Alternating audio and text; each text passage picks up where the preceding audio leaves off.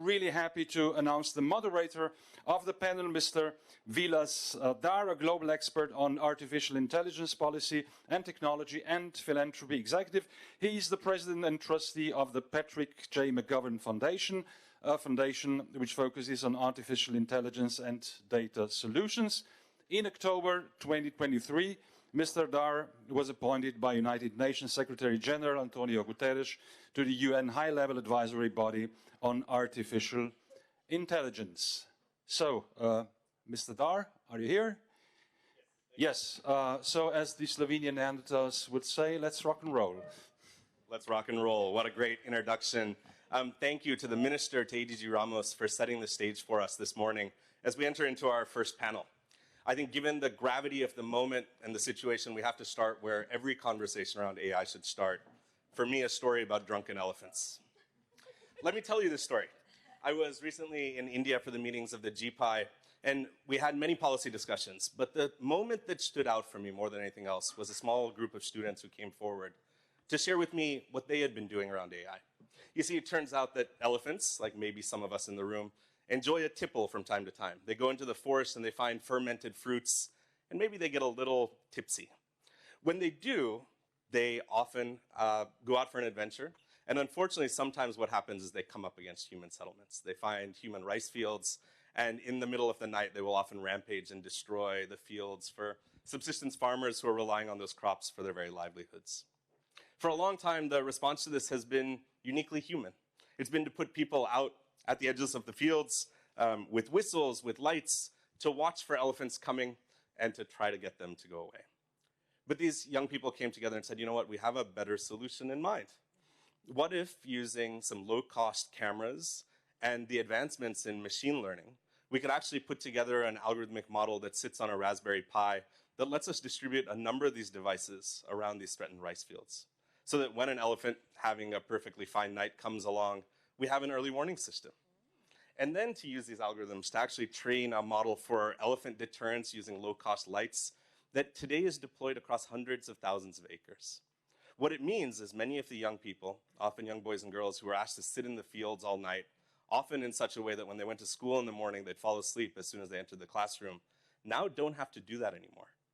That now, these tools help us actually understand a threat to human livelihood, but also in a way that lets us more humanely interact with the animals around us and builds a solution that can be deployed at massive scale, none of which required supercomputers or massive devices or any of the other things that we think are required for applications of AI, but really actually quite easy, quite human, quite personal.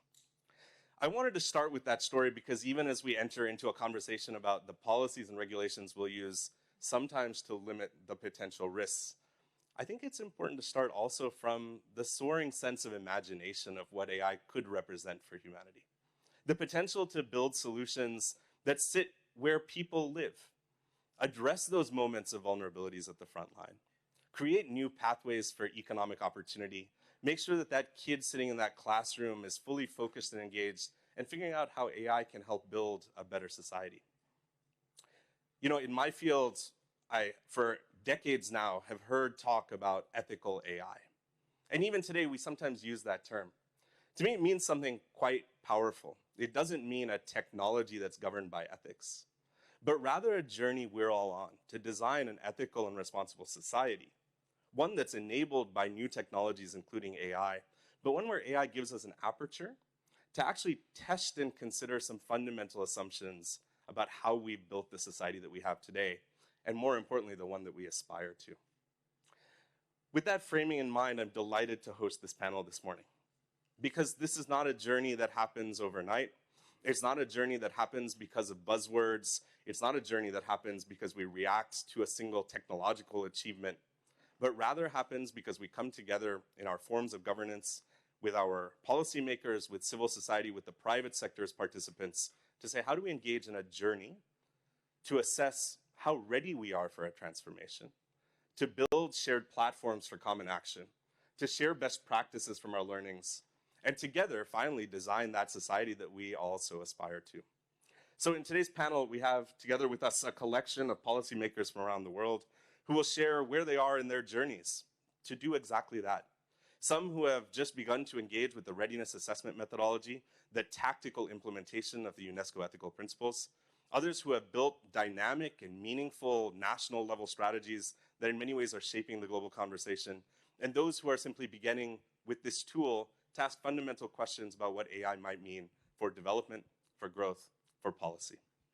So with that, it's my delight to come to our first participant, an amazing early adopter of the readiness assessment methodology.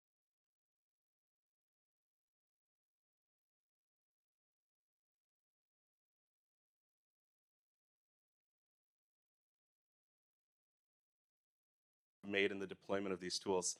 I wonder if I might come to you first to share with us for a few minutes what that process has been. How is the RAM helping you achieve the balance between governing AI and ensuring that technological transformation is actually leading to new innovation? Thank you. Thank you very much. And I'm very pleased to be here today. Can we just maybe hand her the other microphone?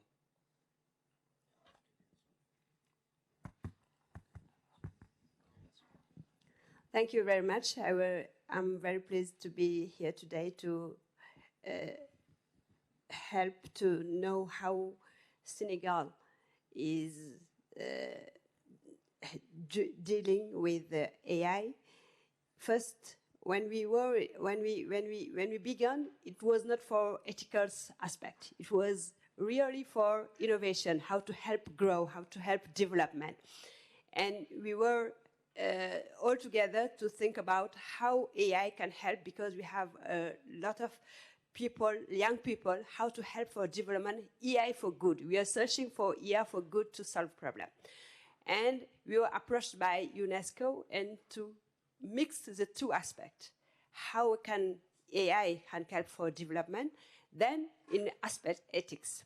So we mixed all stakeholders together to know exactly how can we do such AI for good and to have ethical aspect.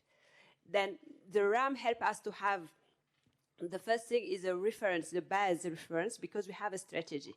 The strategy is for us a way how to go through this technology. So first, we have 3 priorities. The first one is AI for good.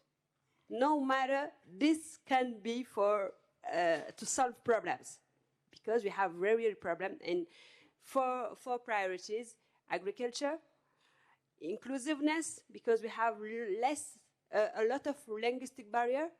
The second one was about AI to be used for all of us. Then the other one is for innovation, culture, and environment. So we have 4 priorities for AI ethics. So this is where we put it in our strategy. We have a reference base, and now the next step will be to go to a big national consultation, because we are dealing for what something is not very usual in Senegal. They are using AI, but they didn't know if they are using in the good way. So these articles help us to know exactly, and we don't have any regulation dealing with AI now in Senegal. There is no regulation. We have regulation for personal data and something else, but no. So that helps us to have a photography of what is available in Senegal and how can we go through this technology to have all information we need and how it can be possible. So I have 2 minutes. Is it the 2 minutes is? Yeah, it is unfortunately up, but please finish your thought. No. That is 1 hour, no? No, it's okay. In the other one, I'll come back. We'll come back to you, because I'd love to hear more. Yes, it was interesting for us to all together, all stakeholders, scientists, and SMS, ONG, to all together to think about how can we help Senegal to be more developed with AI. So it's Fantastic. Thank you so much. Thank you. I want to continue this, please. I want to continue this line of learning, Minister Etcheverry, to come to you next, to hear a little bit about the Chilean experience. I know that you have been a leader in bringing together a regional set of actors, as well as really centering, I think, the interests of those who maybe are most vulnerable or most ready. Tell us how the RAM has helped you in bringing that conversation forward.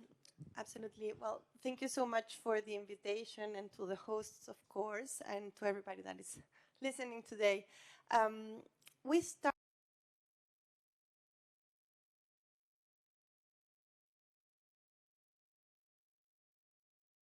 yesterday, but a lot has happened since then. And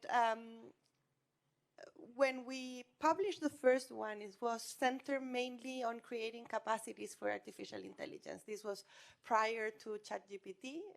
The ethical questions we had at that point were really different.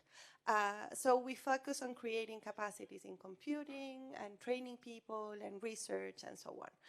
But then ChatGPT came along, and we realized, the experts realized, that a further discussion was needed, a discussion on what were the expectations, the fears, and also how, as a government, we could address those expectations and fears and create a framework that would allow for the proper development and deployment of artificial intelligence.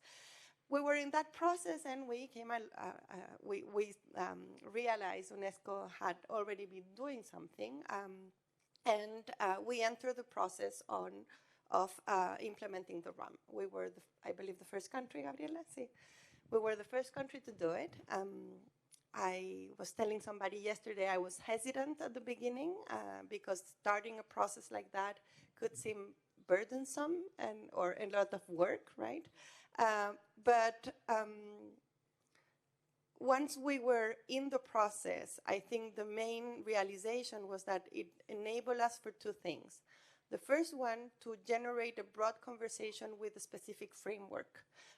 We managed to have open consultations. We were around the country talking with different people and just having a lot of participation around AI. And the second good aspect is that we ended up with a document that gives us a roadmap on how to move ahead, a roadmap that can also be compared to the process of other countries. And that is a tool for the design of public policy that is just really, really useful. And then finally, since we had a really good experience with that, we decided to move one step forward. And in October last year, with the collaboration of UNESCO and CAF, we created a council, not a council, a working group with different countries from Latin America and the Caribbean. So we can take this experience and share it and have this participation not only within the country, but also as a region. Amazing, thank you. So here we have this vanguard of the first adopters of the readiness assessment methodology. I'd love to come to you, Mr. Dewey. Yes, there we go. Yes, wonderful. From Vietnam, you are about to implement the RAM, it sounds like. So I'd love to hear from you as you are kind of hearing these stories. What are your expectations? What do you think are the next steps, and how are you preparing for this next step in the process? Well, thank you very much for the questions here. As you might know, that Vietnam is an open country in a very dynamic regions in ASEAN, and next to China's, Korea, Japan's. I mean, like, it's very easy to adopt technology in Vietnam right now. So as long as ChatGPT appears, that's 1 month later, everyone start to use ChatGPTs over there. And of course, then we suffer very fast from the bad side, the bad effect of AI as well. It's very popular in Vietnam right now, where people use AI technology to, I mean, like, they hack Viber's account, WeChat account, and then they use AI technology to imitate your friends and your family member, and then start talking to you and asking for monies, and it happens every day right now. So, I mean, it's very easy to use the AI technology for bad purposes as well. So, I mean, it's our own need at first, I mean, to create legal frameworks and with all ethical aspects of AI system. So we believe that UNESCO recommendation can serve as a valuable frameworks for shaping AI system in Vietnam.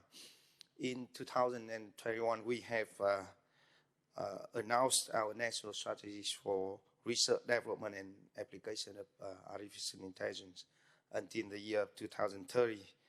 And in these strategies, we set a strategic direction for establishing policy and laws, developing and applying AIs with focus on human-centric approaches. So we focused on how the AI would serve the citizens' need, how to use AI to manage all the environmental problems, stuff like that. And by aligning with these ethical perspectives, we can prioritize transparencies, accountabilities, and human rights in AI developments. And there are two things we have to consider to develop and deploy AIs in a balanced way. The first thing is how to balance within an enabling environments to allow explorations of new technologies, new applications, especially in healthcare, like whether you allow AI system to diagnose your disease and to help with new methods of curing your disease, and a safe, ethical environments for deploying AI applications for our citizens. And the second thing is how to balance between being an AI consumer by deploying foreign AI application very fast and being an AI developer with domestic capacity buildings. So we hope that with UNESCO tools can help us to find the answers. Thank you very much. Wonderful, thank you. Minister Dixon, I'd like to come to you next. Please. In your role in the Jamaican Prime Minister's office, you are also preparing for this implementation. Tell us a little bit about what that preparation looks like. Thank you, and I have to start by saying thank you to Slovenia for hosting this event. The hospitality has been wonderful so far, and I thank you very much for everything that you've done in putting this conference together. I was appointed into my role as Minister with responsibility for digital transformation just 8 months ago. And it was really because we felt we were behind as a country, and our Prime Minister wanted us to accelerate quite a bit. And AI is absolutely important, and I know in Jamaica there was a lot of fear around AI, but there's always fear around things that are new and that are different. And so one of the things I had to do initially was to go on radio and television quite a bit to note that with any technology or anything new, that they're always going to be good and bad. And what we have to do is to accentuate the good and try to mitigate against the bad areas of AI. And as we were doing that, I needed the help of UNESCO quite a bit because, you know, there's so many tools and there's so much research that's already been done that for me in taking on this role, I had to use a lot of UNESCO's tools. And one of the key things that was there was that UNESCO's underlying goal in relation to AI is really bringing the human into it and into its development and the development of policies. And that's very much aligned to our focus. And our focus is about technology as good. And that's very important, and technology for the good of our country and for our world. And so Jamaica was actually a part of UNESCO's intergovernmental negotiations on the recommendations. And we had an expert that worked on that, and he's now working with me in terms of our AI strategy going forward. But what we have been able to do is to have a AI task force. My time is almost up, wow. Have a AI task force. I went publicly and said, we're going to do an AI task force, and we're going to do this properly and have a strategy that's well thought through. And I had people actually write to me and say, I studied AI, people I'd never met, and I want to be a part of your task force. And so one of the key things was to make anyone who was an expert in the area feel like they could be considered to be a part of this task force. And we actually took people in. And so our task force has people from academia, private sector and also our public sector regulators and also policymakers, and even our skills development team is there. And one of the things I'm most proud of is that we have 3 individuals under 30 on our AI task force, because this is technology for the future. We have to have those voices embedded. So our plan is to use the readiness tool, and it's already being used as a part of the work of the AI task force. And that's great when you have someone who worked with UNESCO on developing the recommendations being on the task force. And so we've said, you know, it has to be, the work has to be aligned. So even though we haven't done the readiness assessment yet, we're actually using it as a part of our task force. Fantastic, thank you. I have many follow-up questions. We're going to come back to all of these. Thank you. I think next to our colleagues from Oman.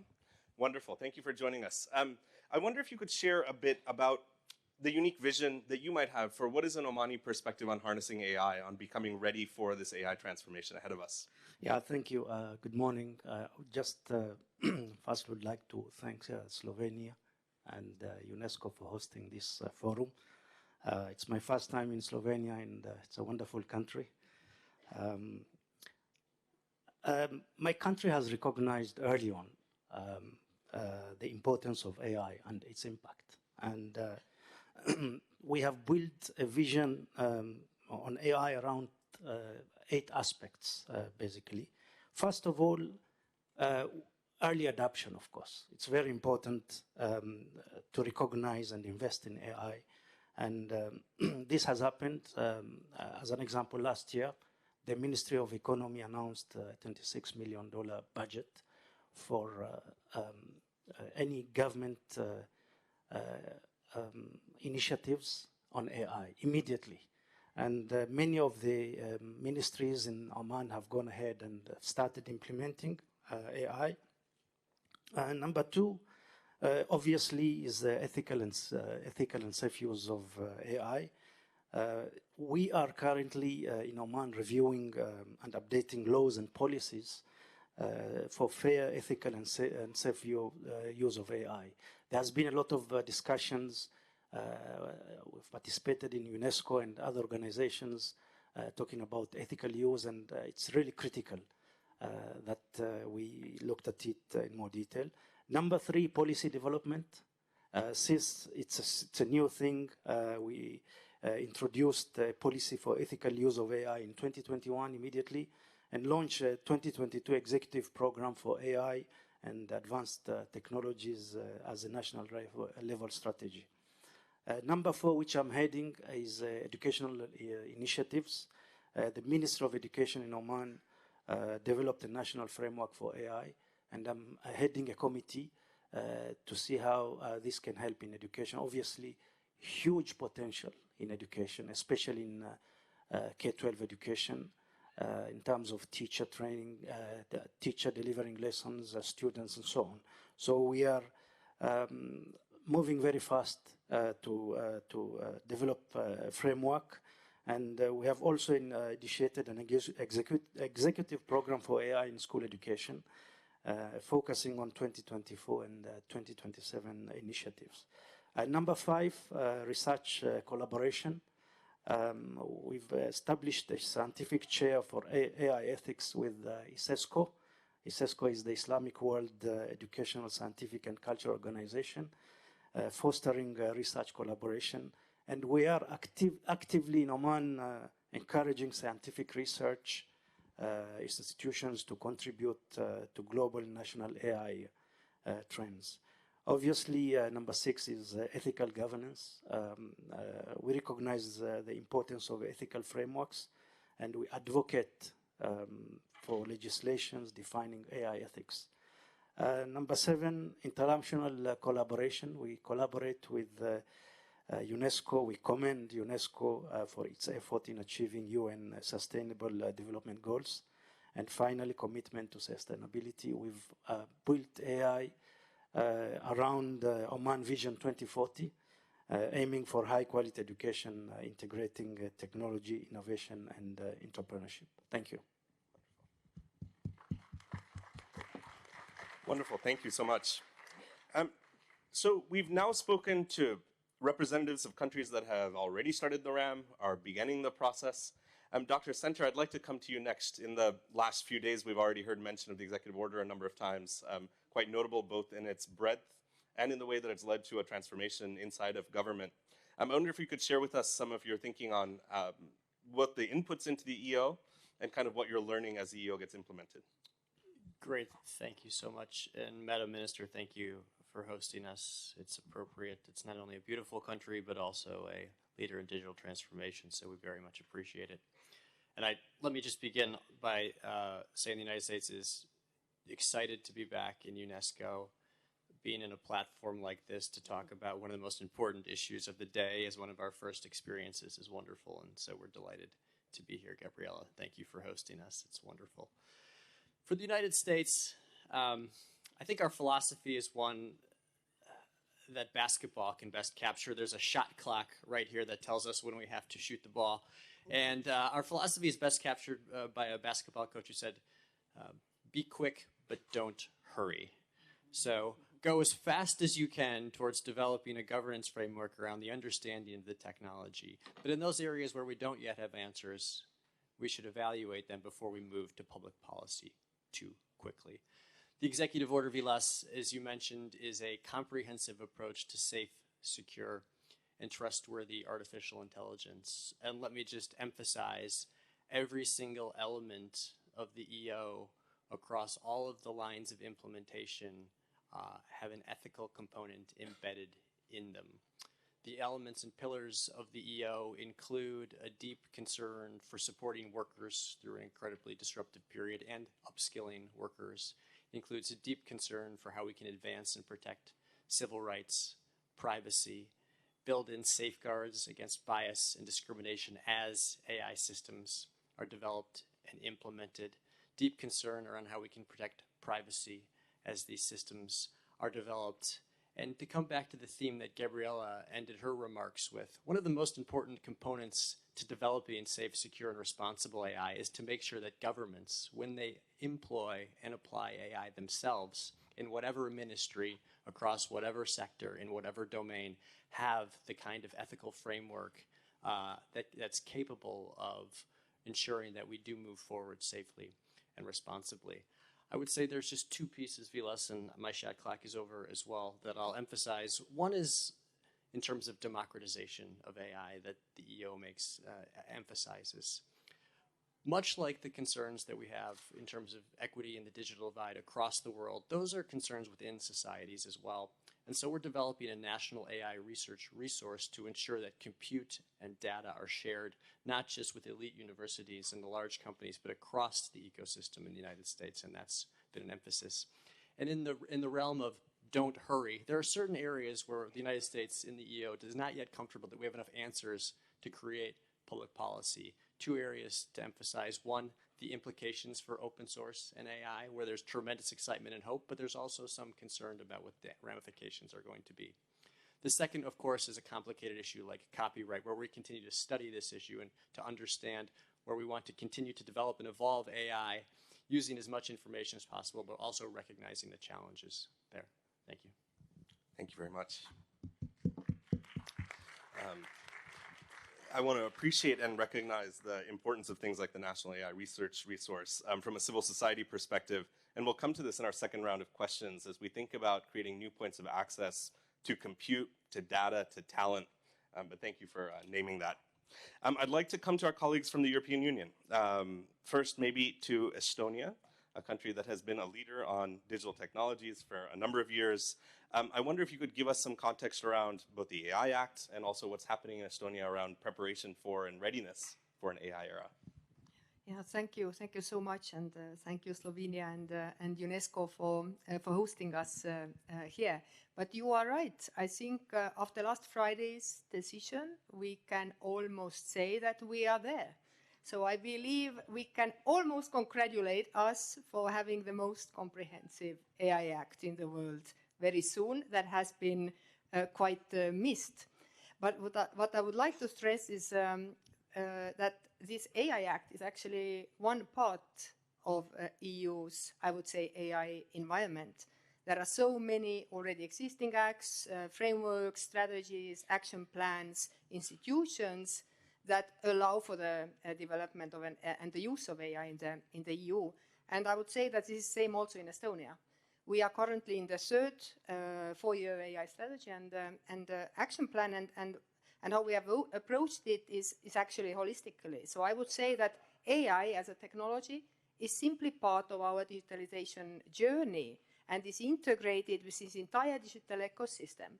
So we have existing institutions, bylaws, regulations, frameworks, but also organizations that, for example, are responsible for data governance. So how we share data, how we keep it safe, how we maintain data, how we reuse data, and so forth, or privacy, or security, or authentication, or digital skills, and so forth. So our current approach has been very much basing on the existing frameworks and also existing building blocks, and very much on central support. So I believe also with the coming AI Act, we would pretty much continue the approach that has worked for us, but of course there will be some additional requirements that may come from the AI Act. But for now, we very much focus on the central support for exchanging data between private sector and public sector, but also how to organize the use of the data that is held by private persons. So currently, every person can see how the data is being used, but increasingly we have to think about how that data can also be reused, giving the permit, of course, of the person to be reused for either public benefit or perhaps for private or by a private sector. We are going to continue with our AI sandbox to support public but also private sector in using AI so that everybody can test their algorithms against current existing legal framework, but also security and privacy and other requirements. So I believe we will continue in this path. Wonderful. Thank you. Thank you. And maybe to our colleague, a similar question. Tell us a little bit about both the national progress and how it fits inside of the AI Act work that's happening. At first, I'd like to thank UNESCO and Slovenia for organizing such a significant conference. You know, Greece has performed significant steps in digital governance in the past 5 years. Of course, we appreciate the progress of Estonia.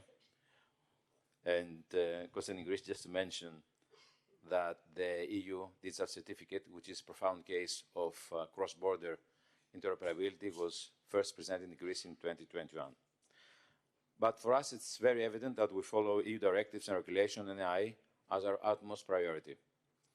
And concerning what we've done so far on AI, we just launched a month and a half ago an AI assistant for all government processes for our government portal, GovGR, to help people, all civilians,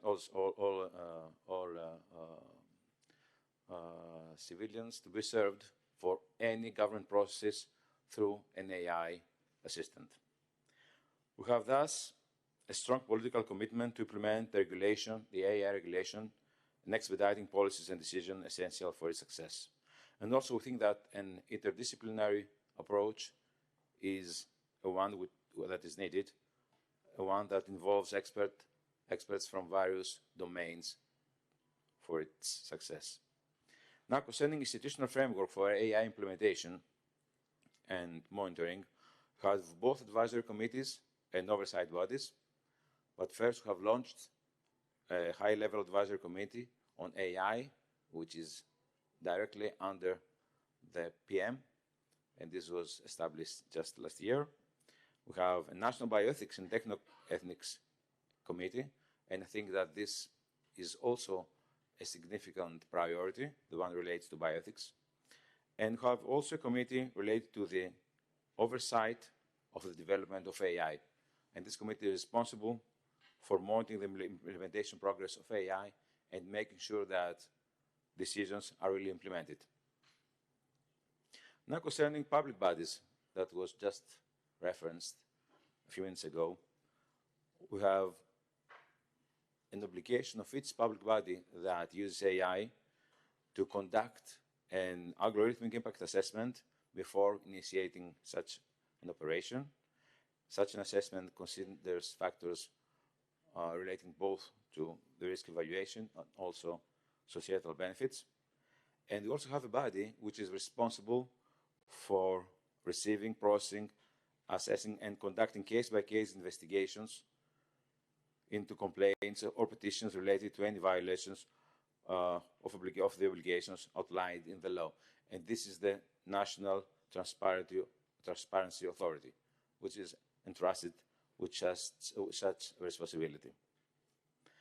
Public sector organizations, along with medium and large-scale enterprises operating AI systems, are mandated to maintain an AI system register, which must encompass information about their AI systems, including measures taken to ensure the secure and proper functioning of the systems. And that's pretty much our approach. Of course, in the EU domain, using the EU directions, we want to have the capability to implement the EU AI Act and also ensure the interoperability, but also our commitment to technological advancement and ethical considerations. Thank you. Excellent. Thank you so much. Last but not least, we come to our colleague from Mexico. Senator, you have really led Mexico's work in launching some significant new work streams on AI. I wonder if you could share a little bit about what's happening now and kind of what your expectations are for the next couple of years as you think about the new kind of AI, the new AI alliance that you're putting together. Thank you very much. Good morning to everyone. Gabriela Ramos, thank you very much, and to the UNESCO team for letting me share what's happening in Mexico. So, the National AI Alliance, ANIA, by its acronym in Spanish, launched 10 months ago as a multi-stakeholder initiative aimed at bolstering Mexico's AI ecosystem and as a response to the urgent need to have the AI regulation debate.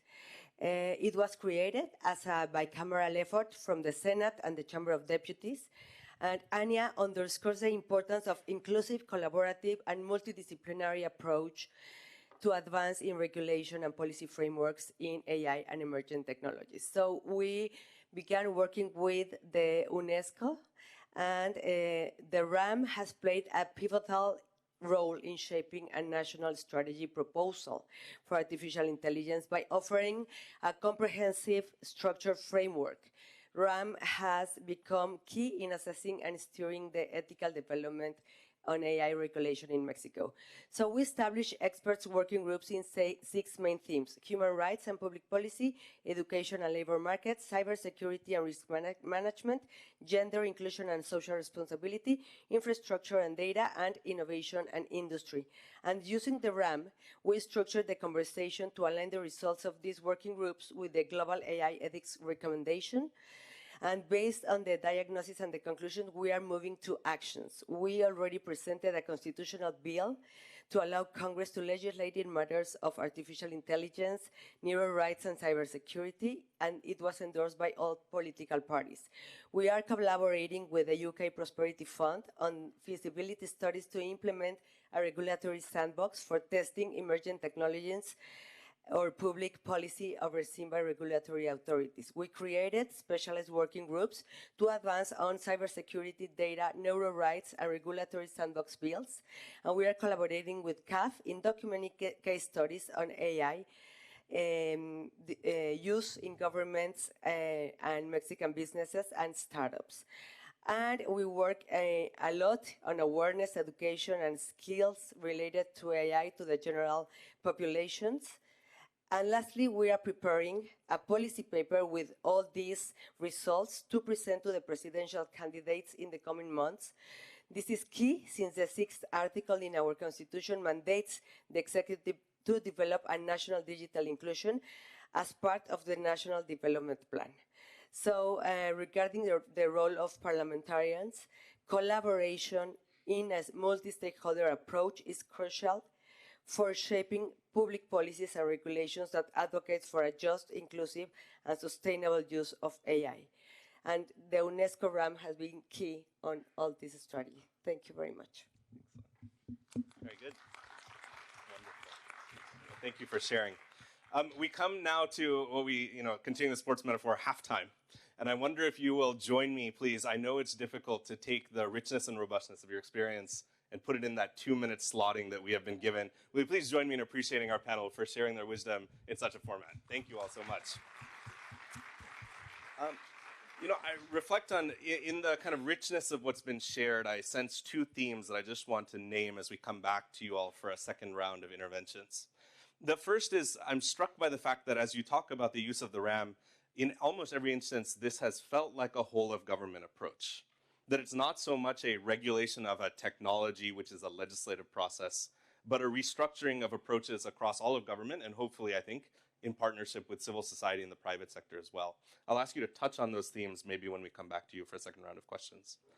The second theme that just seems to continually emerge here is the necessity both for kind of a universal frame for AI readiness, but as I listen to your answers, also a localization around the priorities that you're focusing on.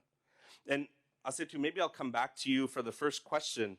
You spoke of the pillars, and one of those that you mentioned was agriculture. I wonder if you might share with us from a Senegalese perspective, as you think about AI, what are the impacts on a pillar like agriculture, and how are you thinking about sharing and disseminating those maybe through white papers or other mechanisms as you go through the RAM process? Thank you. For Senegal, the agriculture is a priority. Then the president included the how to say it in English? I don't know. My English is not so good. The action plan. EI is in the country's priority action plan 2024 to 2028. Then the other priority is agriculture. So we link the 2 together to know exactly, because there is a lot of climate changes. And the agriculture was, the farmer was dealing just like her experiences. So I will put the seed today, and with the climate change, it is not more, it is not useful now. So if you have a lot of application about the meteor, about the humidity, about how to sell after, and about genetic. It said genetic, how to modify, not modify genetic, but the useful of the seed. It can be interesting. Though the first thing we will do after the action plan, the first one is a national consultation to identify the regulation, how to regulate, to take into account our cultural, our social living, how we will live together. The second one will be about national AA for research, innovation, and training. The third one will be about a very big program of, it is awareness for all people to know the opportunity of AI and in a using in ethical manner. So this is the third action we will do next, and the agriculture will be in the center of this action plan. The farmer, the ONG, and so on and so forth, to know exactly how we can do. And the other one will be about local barriers, local language barriers, because we are dealing in Senegal, we are, the population is talking Wolof, is a national language. In the governance is talking French. Then if we want the population to use EA, we have to translate all we are doing to have more inclusivity, how to use it. If you want agriculture, our priority is agriculture, we need to have services in this language, in their language, to understand what really it can help in this field. So it's what we are going to do next. Wonderful. Thank you. And if I can say it back to you, I think you've shared with us a powerful framework here. A broad-based digital literacy, making sure that people understand what AI can do for us, an ethical framework that sits on top of that, localization in language, and then finally these sector-level interventions around agriculture. And it provides a nice way for us to think about exactly what this looks like. Thank you so much for sharing that with us. Mr. Etcheverry, I wonder if I can come to you with a similar question. One of the things that you spoke to was this local implementation, but then understanding there's a regional context to it. And as you think about this process, where do we really find those places of productive engagement in a regional setting or an international one, even as we honor kind of individual country journeys? I'm sorry, I will just let everybody know I have gone fully off script here. So all of these questions I'm offering for the first time. Yeah. So thank you for your patience with me, and we look forward to your responses. It's a tough question. Okay, so let me share a little bit of the process of creating this working group in Latin America. We have had already 3 meetings. One that was in Santiago that ended up with a declaration, and after that we have been working with technical teams. But one of the, I would say, acknowledgements so far is that once we start looking in the details of what the countries need, and on the different approaches, particularly on the responsible use of AI, we realize that it's really not rocket science, right? It's fairly similar, the challenges we have in the different countries. We all need the capacity, so we need computing capacities, we need connectivity, we need data, we need people that are trained and know how to use it. We all need some sort of framework so our governments can implement and deploy artificial intelligence, but also our companies can implement it fast and even create them if they can. And there's also an awareness that when we talk about ethical use or responsible use of artificial intelligence, it also has to do with how we create capacities within the countries to be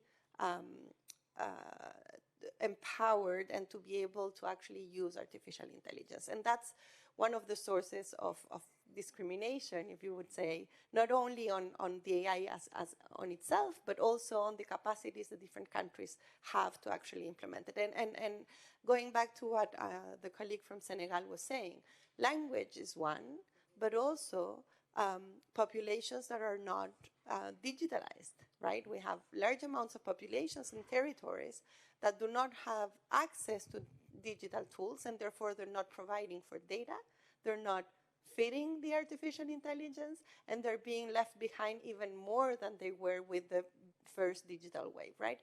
So when you take the conversation from the local to the regional level, those challenges are the same. The way you tackle those challenges and you implement it locally might differ. And that's where the local work needs to be done, and then the stronger and more deep collaboration needs to happen. But at a regional level, and I would say at a national level, the challenges are the same. And there are not that many. It's just 2, 3, or 4 at the most. That's quite an inspiring framing. Thank you for that. And it makes it feel much more approachable and tactical. Ms. Dixon, I wonder if I can come to you. Both on the same theme, but also in your comments, you spoke to what I think many countries are facing, which is where do we find the talent, the expert talent that helps advise our entry into the process? You talked about how you brought some people into this expert committee. I wonder if you can share more on that as well. Thank you very much. And, with AI, and I'm so glad that the minister from Chile just spoke to, people being left behind. Inclusion is really, really important, digital inclusion. And in countries like mine, we tend to be consumers of technology and not producers of it. And so it's not done with us in mind. And we are very cognizant of that fact. And we want to obviously change that. And the only way to change that is through skills development and having none of our children be left behind, because we do have large income disparities and disparities in educational outcomes. And we know that AI can exacerbate that. And so we've wanted to ensure that the skilling and the reskilling is a key priority in this. And in order to do that, we have to have the experts. And our universities have some experts. And I know from where I sit, I spend a lot of time with our computer science students in university because I want them to understand that what they're doing is also supposed to benefit the government. And so I do AI hackathons with them where they have to solve government problems. Because when you have a country where not many get this opportunity to have the skills in AI or in general technology, it's important that they also understand that with that access, there is some responsibility to their country in helping us to work through the problems of the country. And so I've used our universities quite a bit in order to give us some of their expertise in developing our AI framework. And we also are looking to our diaspora. There are many people globally who are Jamaicans who we can use for expertise. And then very importantly, other countries in Latin America and the Caribbean that I can learn a lot from, and even in Europe. I mean, we've studied Estonia quite a bit in order to understand what we're doing. And so that's really one of the lovely things about globalization and fora like this, where you can actually learn from others, because as you are trying to make this big leap, as many of us in the global south are trying to do, we have to learn from the expertise of others, both locally and internationally, if we are going to do that. But that skills development piece is big. And I need to just note one last thing, which is infrastructure.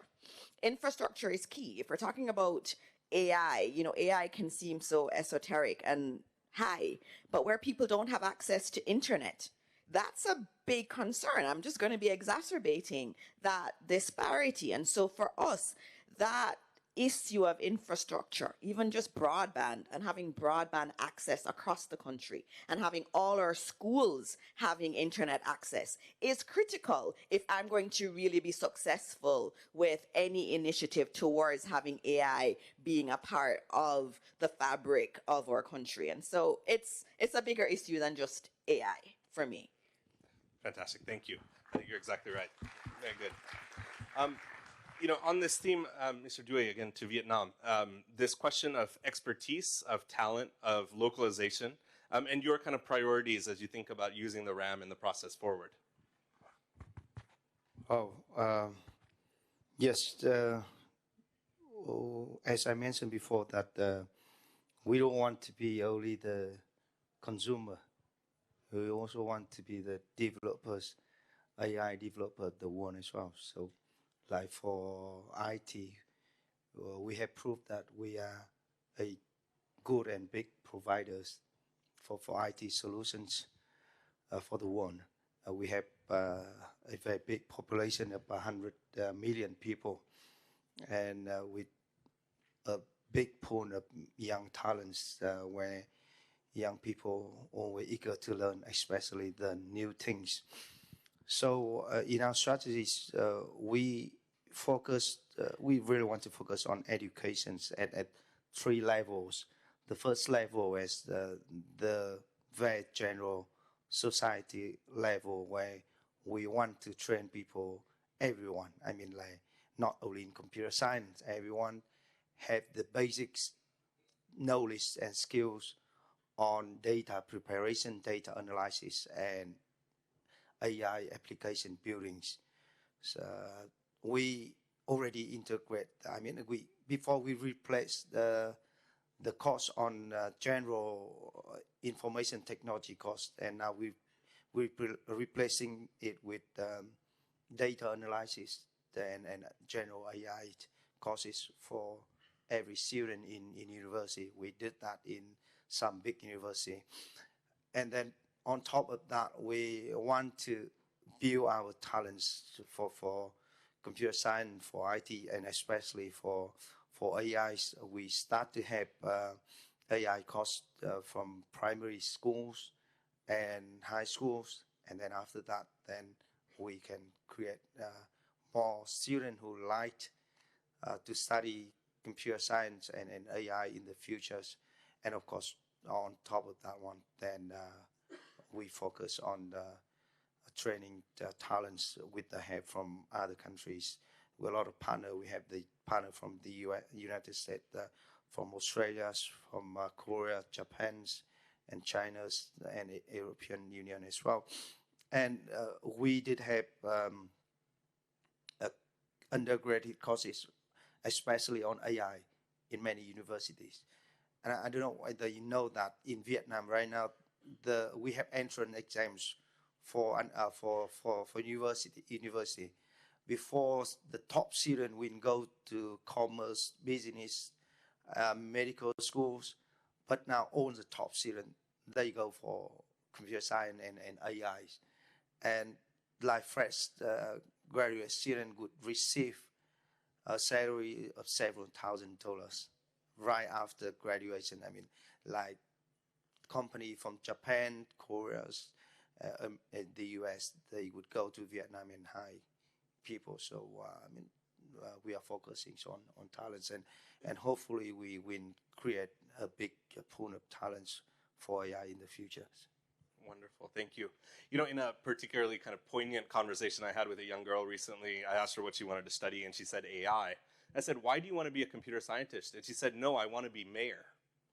The idea that now AI is becoming a part of a journey that we're all on, no matter what we want to do, is quite exciting.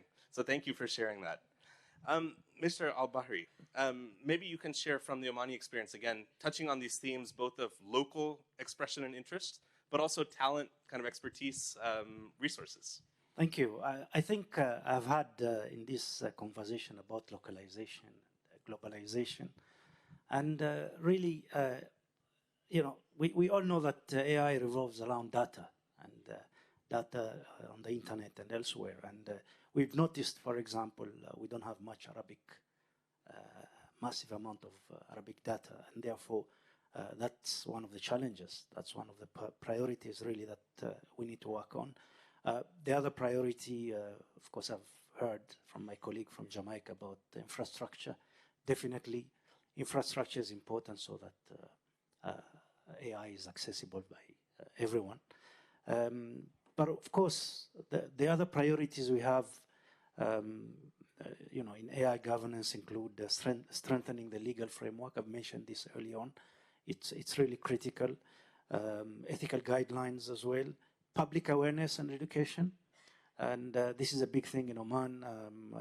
In the Ministry of Education, we have massive amount of awareness campaigns. We believe that this starts in the school education, and it's starting early on in the early childhood education. Of course, as well as public awareness. Data privacy is really critical. Recently, data privacy laws have been passed to make sure that you know, people are protected, and also it strengthens the measures for protecting individuals in the context of AI usage. International collaboration, I mentioned earlier about collaborating with the international agencies, UNESCO and others. It's really critical. And really by focusing on these priorities, we aim to foster a governance framework that ensures ethical, responsible and inclusive development of and deployment of AI. Thank you. Wonderful, thank you. I want to continue this thread that I've heard from several speakers about the commitment to infrastructure, to data privacy. I wonder if I could come to you, Nele, to talk a little bit about certainly the experience of GDPR in the EU, kind of what's happening next in terms of implementation of the AI Act, interoperability with the rest of the world, how you're seeing kind of lessons from that continue through, and then I'll come to our colleague from Greece to speak to the same. Please. Here you go. Yeah, thank you. I believe everybody in this room agrees that really to have an impact from technology on our economy, but also in mitigating risks, we need global collaboration and global norms and global standards. But what I really enjoyed in the opening when Gabriela Ramos said that, yes, we need these principles and norms, but what we really need is implementation. And it is indeed so that when we look at the global level, we don't see countries exchanging data with all the countries and companies and so forth. But we do see a lot of happening at the national, and I would say actually at the regional level. So when I look at my own country, so we started with interoperability nationally to make sure that we are able to exchange data between government and private sector, and also in an automated way. We then started to work with our neighbor Finland on cross-border data sharing.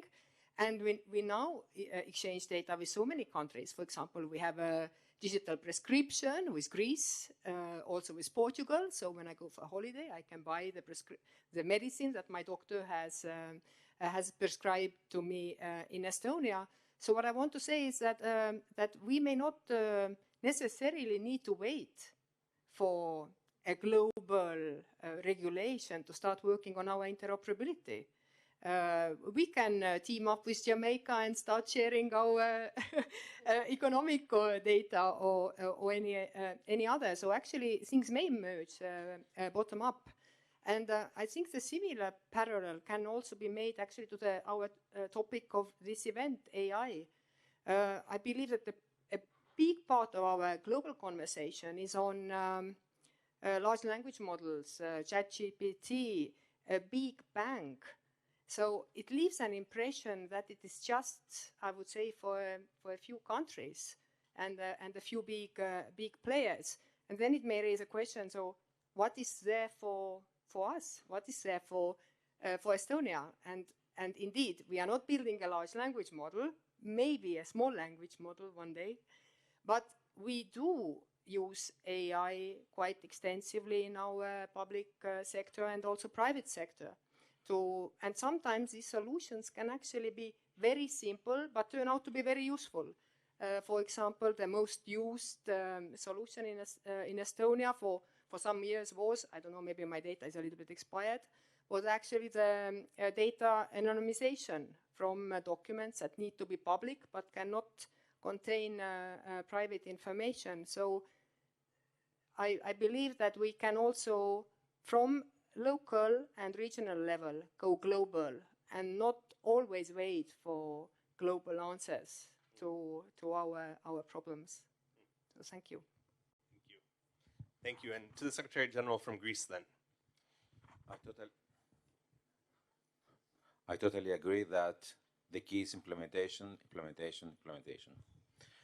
Now, concerning interoperability with the rest of the world, yes, interoperability with the rest of the world is crucial for the successful implementation of the EU AI Act.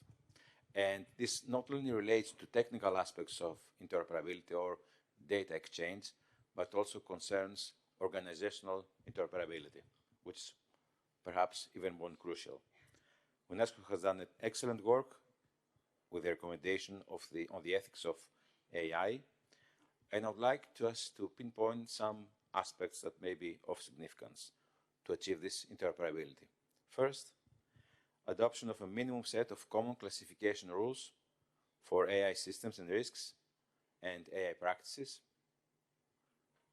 Second, harmonize the EU AI Act with international standards and fostering a common framework for ethical AI globally. Then, to define specific testing procedures of high-risk AI systems, and to define a minimum set of common requirements, both for compliance and operational obligations, considering the UNESCO recommendation. Then we need to have common practices, I think, for market surveillance and control of AI systems, and in this respect, collaboration with international organizations and competent authorities will be beneficial to bridge gaps and facilitate the exchange of best practices in governance, AI ethics, and regulation.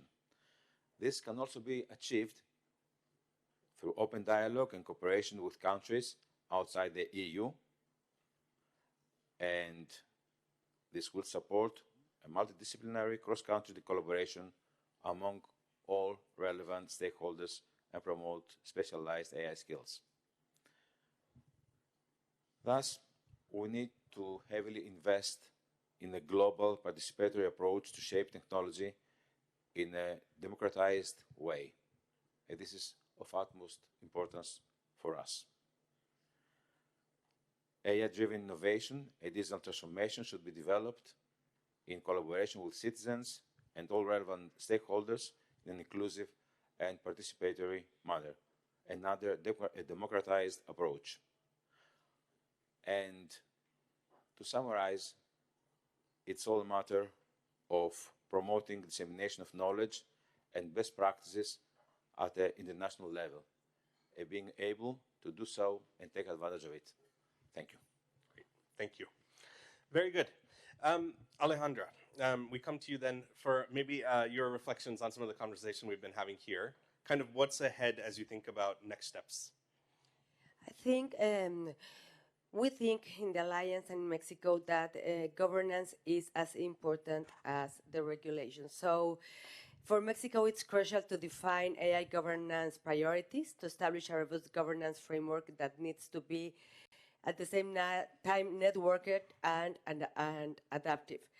We need to map the digital ecosystem, as this is essential to design strategies to implement the appropriate systemic changes, regulations, and policies.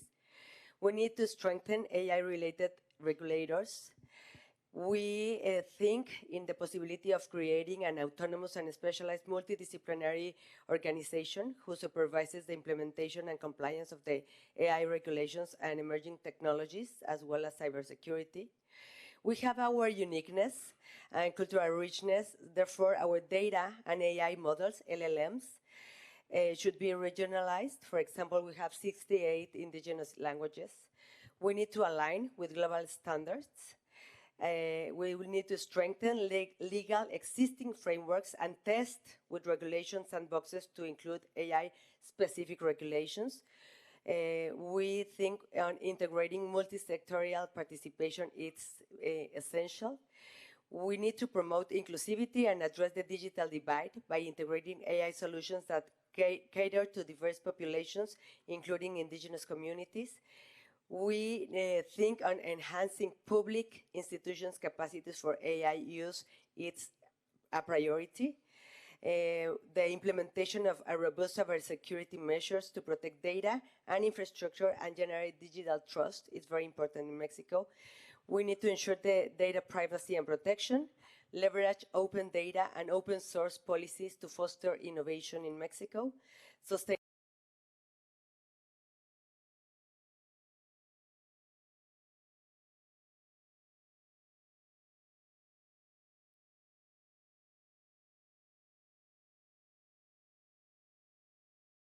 the global models, and infrastructure as well, access to internet, to supercomputing, and to have direct human supervision.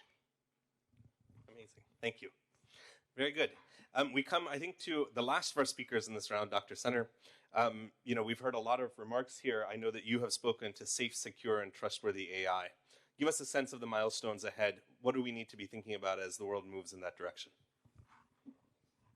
Thanks, Vilas, and this has been a rich conversation, and it's reassuring that in so many different contexts, all of us are basically both grappling with and trying to solve the same issues, even in the absence of some larger global architecture. So I'm quite optimistic.